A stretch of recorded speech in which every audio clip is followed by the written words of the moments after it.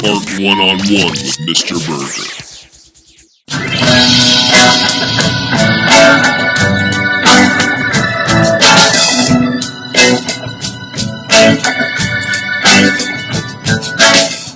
Welcome to another episode of Art One-on-One. I am Nichole Jordan, the Pod Boss, alongside your professional artist and master educator, Mr. Burgher. Thanks for pod bossing. Yes. Again. We're back again. Starting a new year off correctly. Anything piquing your artistic interests today? No, I think we'll just do our normal routine. Nice. Unless there's something you're wanting to incorporate. Well, not necessarily. I mean, I think that it's just, it's one of those things where, you watch, how people start these things, how people start and introduce their podcast. It's always this really awkward getting started process. I don't think it should be. You make it like dry or something. I don't know. We need a better introduction, obviously. Well, I put you in charge of the introduction. I did the introduction. Then it's off to you, and you're like... Then don't blame me for the dryness. We're here. I wonder what that is. I don't know why. I've seen that before. It popped up the last time. I have no idea where it came from. No clue. Can you see it on the viewer's end?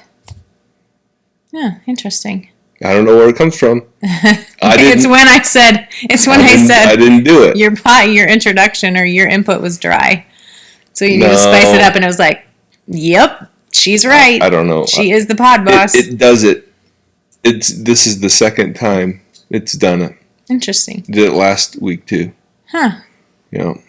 And I thought, because I noticed it when we were recording, and I thought that there's no way that's actually there. But no, it is. It's right there. Right there. I do. Now that you say that, I remember it popping up last time, making myself think I saw something pop up on the screen, and you didn't say anything, so I was like, oh my God, maybe I'm seeing things. But now I know what that was, and I don't feel like I'm half crazy. The problem is I don't know where it comes from. So. Okay, well. So anybody has any ideas where the thumbs up comes from and how we can take it off? In the bubbles, I don't have any idea. Yep, everything looks good on our end. Huh. Whoever you are watching. Interesting. Okay.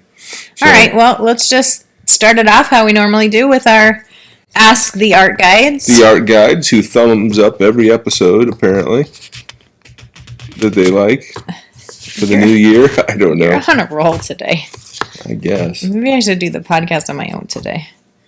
If that would be easier. We would not be talking about art.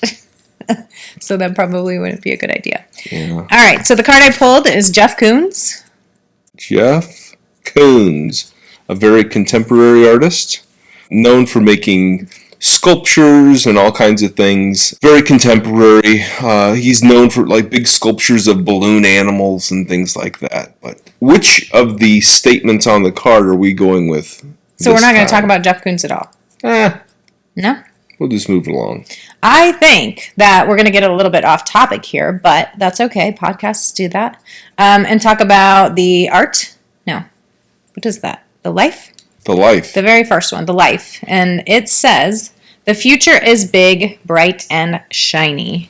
The future is big, bright, and shiny. I think this is a great topic of conversation. Sorry to interrupt you. No, I think that in some of the other podcast pieces that we've been looking at, they've really explored this idea for the new year. Explored what idea? The year is going to be, potentially really lots of new things happening, lots of positive things happening in the universe if we're so inclined to. Yes, you know this because I've made you listen to podcasts, my crazy podcasts about astrology and numerology and all the stuff that totally lights me up. And I think I am not saying that these are my ideas. Yeah. No, these are coming from podcasts that we've listened to. Yeah. And I said kind of forcefully. These aren't my things. No, but yeah, it's interesting because like I listened to all these different ones, and they're all kind of saying the same thing. Like this is going to be a big year, very chaotic, very what are some of the words I used to describe it? Like it'll be good if you're in it and moving and ready to ready to take action and go with your calling and your purpose. But if not, and you want to kind of sit out and watch, it's going to be a bumpy ride. As they say, it is the age of Aquarius. Age of Aquarius. I regret having you listen to this song. That's what they said. Which made me think of that song. Is that like an actual... Who sings that song? I don't know. Is it a real song? Yeah. Oh my gosh, I have never heard that before. We'll find it afterwards. It would be... I mean, I'm just really curious to see... Is that a real song? Well, you've sang it and the lady on the podcast sang it, but I have never heard it before in my life, so I kind of just thought she made it up. But so what do you think? I mean, what do you think this year about the year to come? You think if you had to give your intuitive... You're supposed to be very intuitive, you know. That's what they say. If you had to give your intuitive thoughts, what do you think? My thing is, I'm excited for the new year. I'm excited for, the podcast and the stuff that we're doing. I'm excited for the adventures and the travel that we're looking at. I'm excited for the opportunities to spend more time with my kids and more time with family and more time doing some things. I think that there are some really exciting things on the horizon. It's just a matter of marching and walking out those things and staying focused on the things that we really want and staying focused and driven to accomplish those things. Yeah. Like for example, my goal for the year is to make more artwork and be productive and get my stuff out there and maybe do some shows or something. Yep. And in order to accomplish that goal, I mean, I have to keep moving along, and I can't really, like, this weekend we just kind of hanging out. It's snowy and crappy and windy and it is. Just the drizzle and shits, as they say. But I can't just spend the weekend, thumbing around and, just relaxing and staying hunkered and hibernated. I gotta... We don't have to. Well, I don't have to. That's what kind of the world is saying. You get a choice to hunker down and hibernate and not take part in all the action that's going to happen, or you can step in, take action, and reap the rewards. Because, it's saying, if you own your own business, now is the time to really take action. And this is the family business. That's right. Time to take action. There you go. And financially, there's going to be big benefits. It also said that there will be huge, which this is obviously going to be a no-brainer, but huge technology booms. What else? I'm trying to think. Technology and something else, but which leads me into, we had a question from... Right, there was a question. From one of our viewers about technology. Correct. I had put up a question.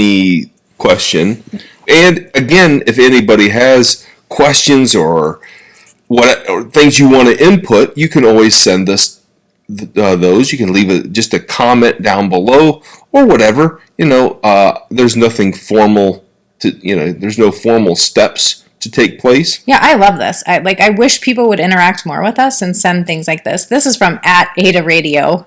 And this person said, I hate to be that guy, but how do you feel about AI art? So speaking of technology. Right. And AI is huge, and it's becoming more and more a topic of the art, the art world, space.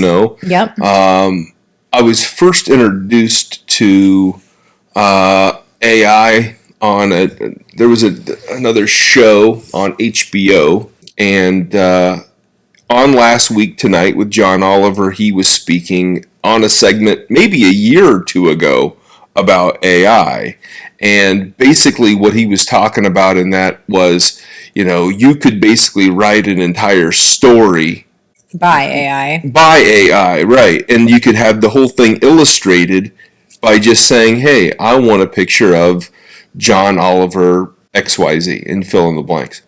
And then recently we talked about AI in terms of, I don't remember how the topic got brought up, but I know the end result was I had seen somebody had created an AI wrestling match between Brock Lesnar and a gorilla. And so there were some clips that I had shared of Brock Lesnar versus the gorilla. And it's very fascinating, how they can take images and clips of things that are recognizable, things that are published, things that are printed, things that are out there on the internet, and say, okay, well, these things, they want to put these things together. Here's how we do it. Boom. So art-wise, are there, I can get on, I think we had this discussion in one of our podcasts not that long ago, but I asked AI to write me this letter explaining that I was moving locations for my business. I was going to be in with these other providers, and here's what they were offering, here's what I was offering, da da da da. And it literally in 30 seconds typed up this letter. And it would have taken me 45 minutes to type that up, and mine would have been not near as good as theirs. So, but that was at no cost, right? So right. Are there art type AI programs out there that are also at no cost, or is everything that's of any significance going to be? See, the ones that I've seen all cost like a fee to use. I think because I don't know if it's different with text and different programs and different services, and I don't understand. I don't understand all of that. But what I do know is that most of them that I've seen that are generating images all have a fee attached to it. And so I have not done any experimentation with those things specifically. I think that it'll be interesting to see how those things are regulated through copyright, because, for example, if a computer generates it, it can't be copywritten. It has to be made by a human being in order for it to be copywritten. So is it a copyright of the person that created the software that creates it, or is it a copyright of the company whose software creates it, or is it a copyright of the person who prompted the service to create the thing? You know what I mean? I think it'll be sticky, because it's like years and years ago, there was a guy who was walking around in a jungle, and he had a camera, and he was taking all these pictures, and a monkey had stolen his camera, went up into a tree, and was looking at it, looking at the lens, and was hitting the buttons and whatnot, was taking pictures of himself up in the tree, and it looked like a selfie of the monkey smiling up in the tree. Well, he ended up getting the camera back, the monkey, whatever. He took the pictures and he wanted to copyright them, but he was unable to copyright those pictures because he didn't create it. It was created by a monkey, and a monkey can't hold the copyright. So, it's interesting. So the problem is, again, applying that sort of logic to something that's a computer. Does the computer can't own, or the AI can't own the copyright? So, well, I think the question is geared more towards, what do you think of AI? Are you excited about it? Do you think it's an epic? Do you think it shouldn't be allowed because it's really not your work? If you generate the content based on what you ask for, and it comes up with a certain art piece, right? Do you feel like that's art? Do you feel like that's a good thing? What do you feel about AI? I think it will generally be a really interesting thing to generate really quick images that could have an interesting twist. Like if you say, here's my photograph, and input your own photograph of, your family home or your whatever, and say, make this look like a Vincent van Gogh painting. Yeah, that's what I was thinking. Or, on and on and on. I mean, the input of the scenario, subject matter versus artist could be literally unlimited. But I also think that it's going to be really easy for people that have really interesting ideas to put them out there very, very quickly. I've dabbled a little bit with AI in respect of the art stuff. So this year, one of the things that I want to do is really do some more things with the podcast and our website, the Art 101 stuff. And so I have used a AI generator to generate clips. And so they take the clip of this podcast, they reduce it, splice it, split it, chop it up, organize it, and they turn it into a little, 30-second clip. And you'll see those if you're a subscriber, which I hope you are, and you do. Make sure you click that button. And and the thumbs up. That's the like button and the subscribe button. Yes. All of the things. But definitely the subscribe button. If you don't like this one, maybe there's other stuff you will like. Anyway, if I think that it'll open up a lot of windows to really, really quickly create and generate clips that might not ordinarily that would take me just a lot of time to put together, not just to put together the clip, but then there's all of the other things that go along with it, because you have to give it the title, then you add all of the links that are down below. You click there's a link thing, and there's all kinds of drop down text and information that's down there that I put in every video.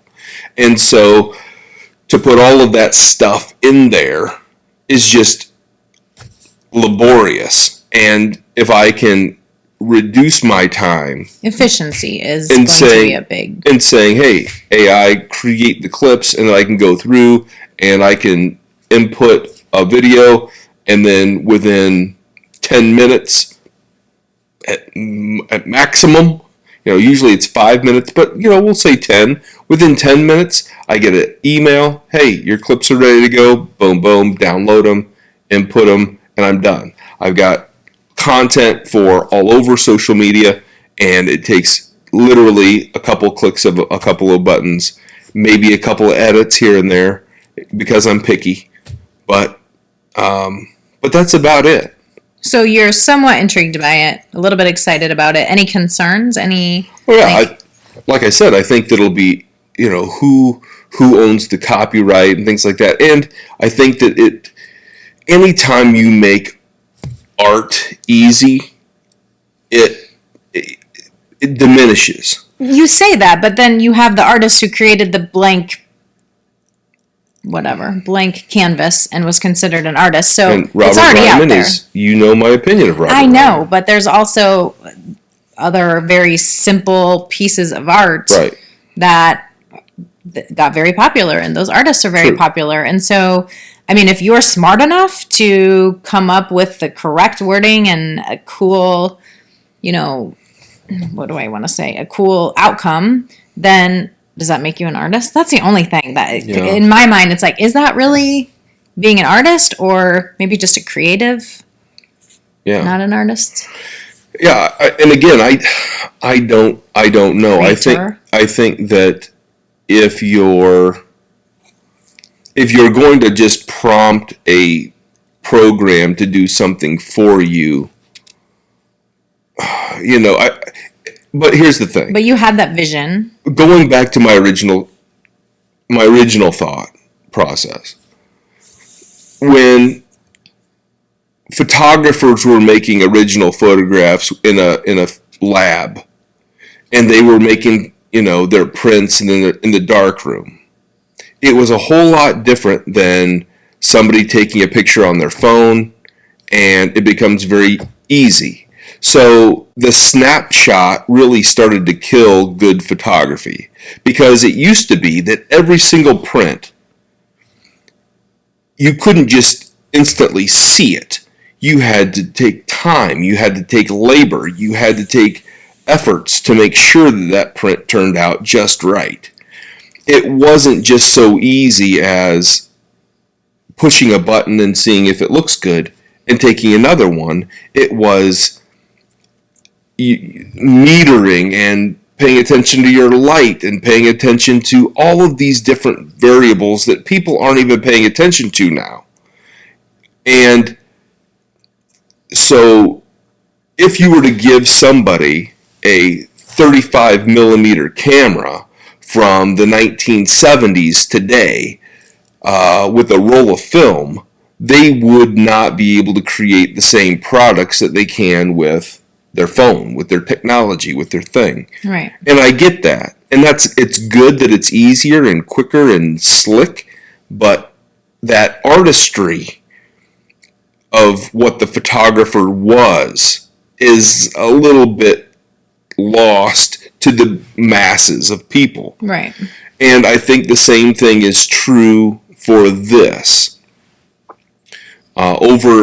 Like it's quick and it's novel and whatever, but the repercussions of it could, people are going to say, well, art's not that hard. All I got to do is tell the computer, make this that looks like that, and I got art. Well, that's not real. That's not really what making art is. Well, you're going to say that, but potentially it is. And again, I think that it's, I think it could open up Pandora's box of art and theories and again, a discussion of what is art and what is not art.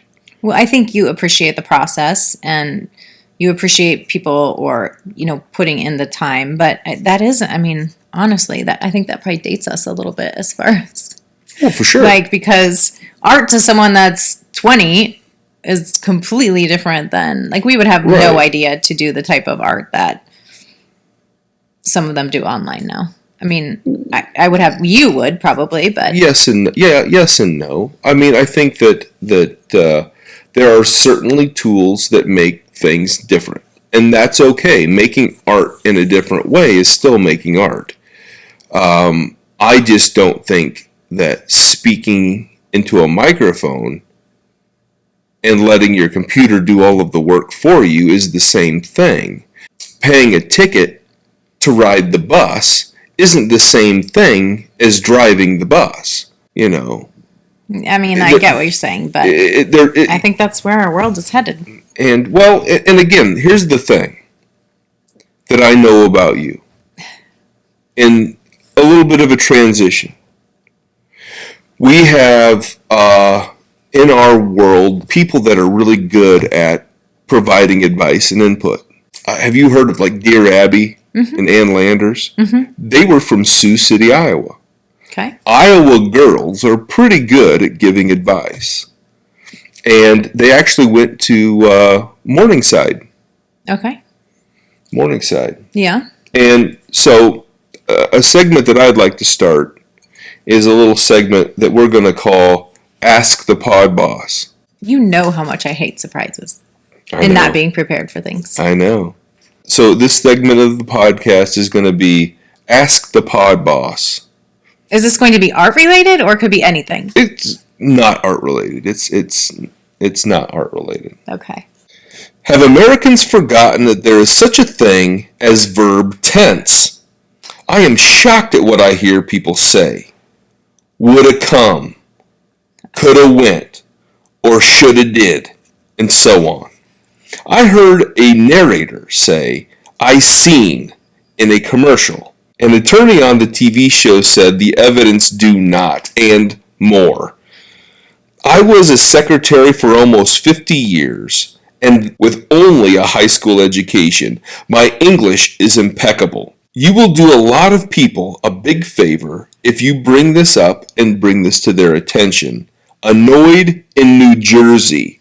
What is your take on annoyed in New Jersey? Okay, so go back to the original question that you actually asked after you read all that. That is the question. Okay, read the first part of it. Have Americans forgotten that there is such a thing as verb tense? Okay.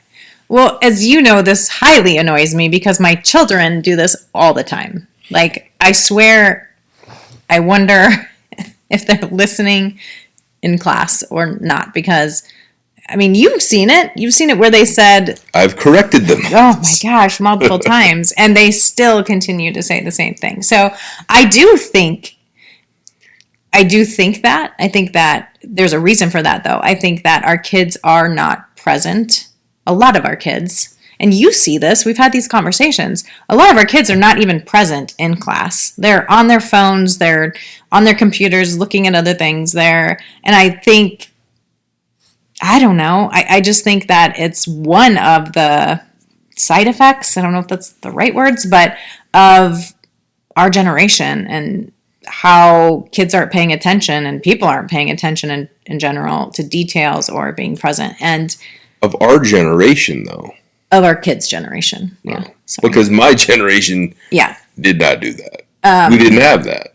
But I think that's, again, just like with this AI, everything's so quick moving and everything is, like, when I text a complete sentence. In my generation, our generation, if we don't, would be like, what are you doing using LOL or I don't even know the SMF, whatever the acronym. Yeah, and I feel it is like rude if I'm not using, or incorrect if I'm not using a complete sentence, but my kids, that's all they use. And so everything's kind of, I don't know, the world is changing, I suppose. So to answer your question, I do think that is a thing that's happening, and it aggravates the shit out of me and it does you too, but I do think it's a generational. Do you think, okay, so let's go back to the AI and generated thing.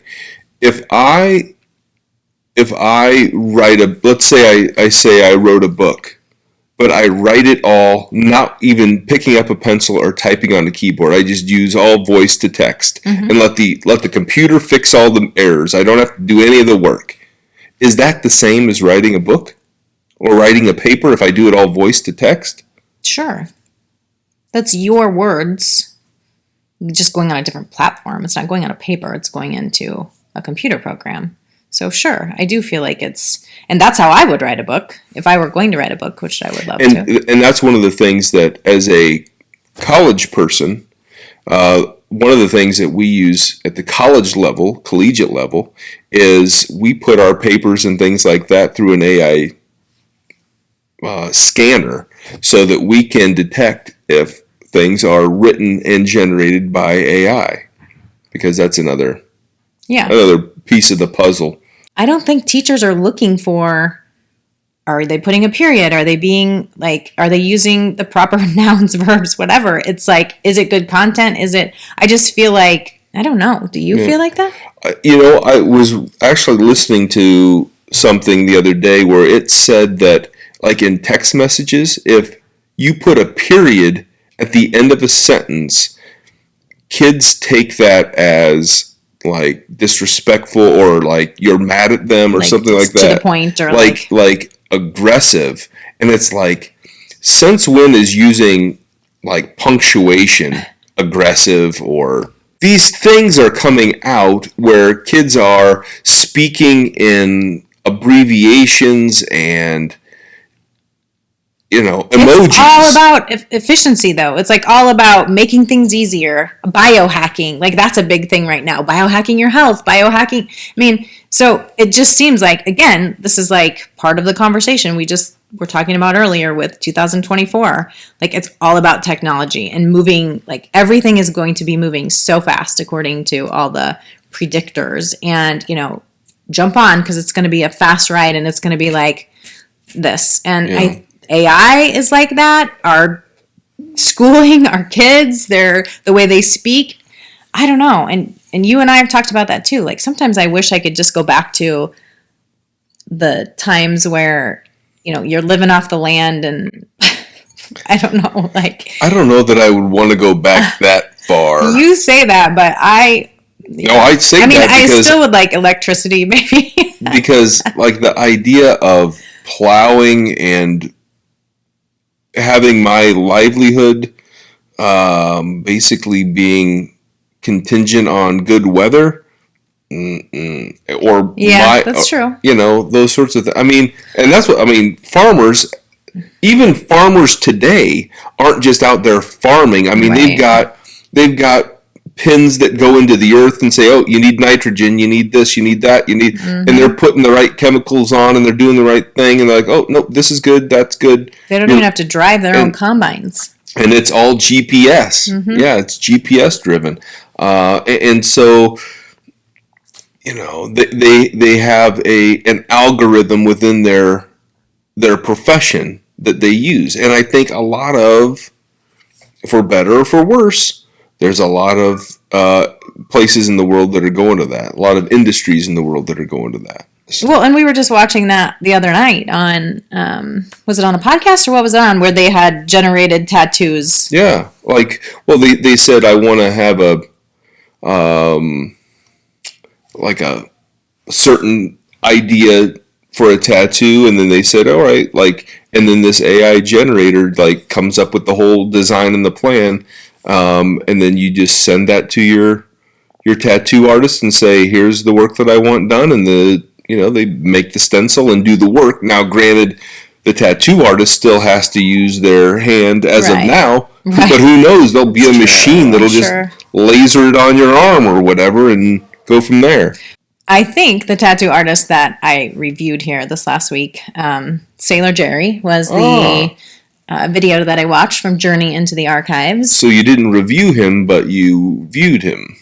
I was reviewing your video videos on Sailor Jerry. And it was about Sailor Jerry. And we had talked about that particular video a while back, but... Anyway. But I was just going to say, I don't think he would appreciate his... Oh, no. He was one of the... He's old school. Yeah. He's very traditional.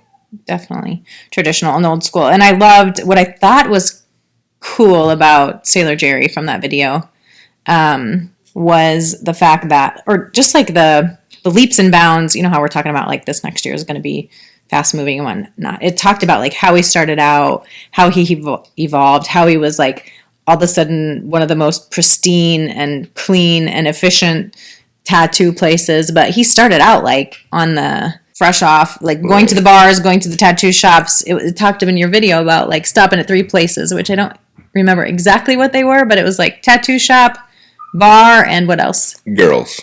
Oh, women.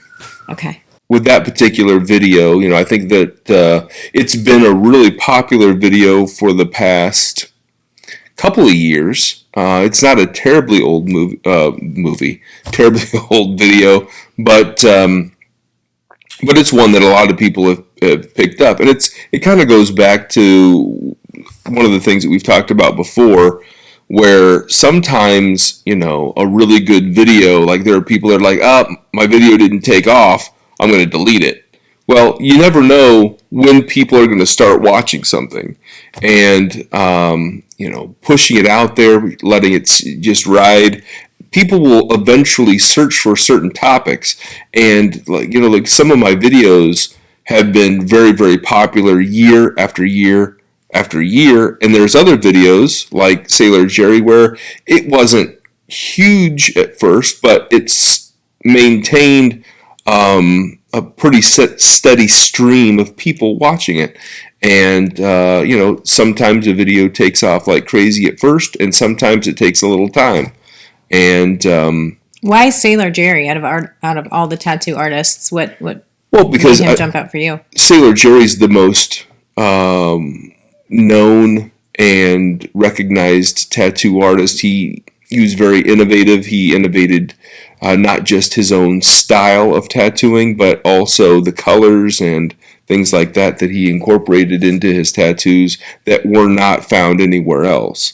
And he was prior to, you said, point and prick or something like that? How he originally started? Yeah. Which, oh my gosh, think of how long that would, without a gun, doing and a pen or whatever it's called. Yeah, and I mean, back in the day, getting a tattoo was long and laborious, and, and today, I mean, it's become a lot more mainstream, kind of going back to that idea we were just talking about. Things that were,